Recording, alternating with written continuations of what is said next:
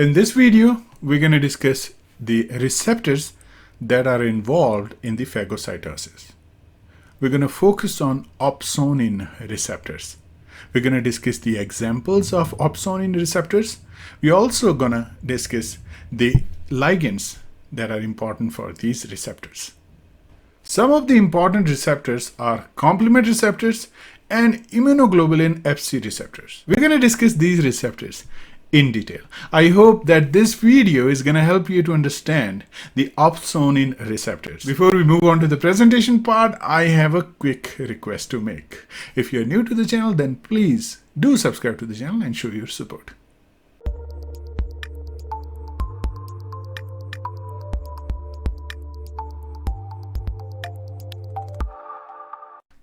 In this video, we will discuss opsonin receptors that trigger phagocytosis. We all know what is phagocytosis. If you haven't seen my video, you should watch that video before watching this one.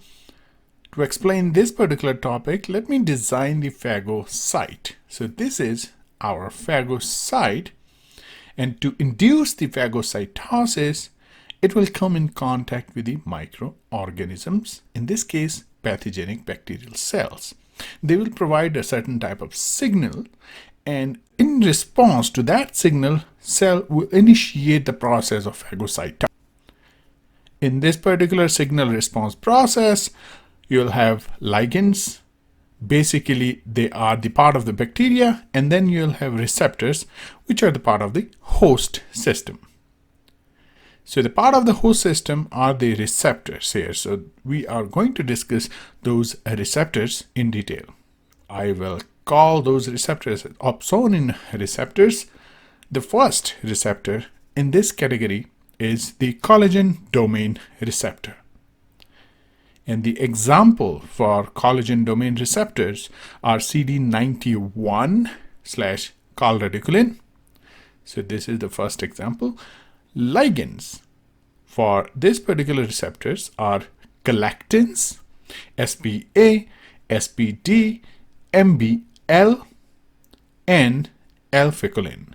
So these are the important ligands. Now let's jump on to the second receptor, which is complement receptors. We all know what is complement. It's an important part of the immune system. Receptors that are involved are CR1, CR3, CR4, and there are other complement receptors that are involved. Ligands for these complement receptors are the complement components. So the complement components are the ligands for these receptors.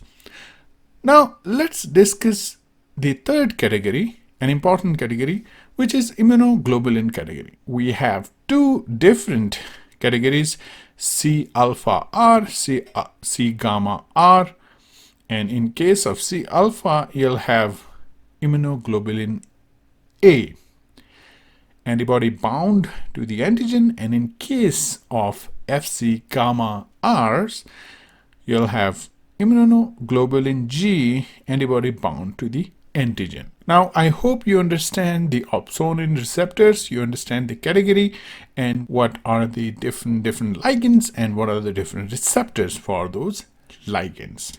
Alright, I hope the video was helpful for you to understand the opsonin receptor in detail. We have discussed what are those receptors, we have discussed what are the ligands for those receptors. Alright, I hope that this video was helpful for you to understand the topic, and if you like the video, then please do hit the like button, and if you like the content of this channel, then please do subscribe to the channel. Thank you.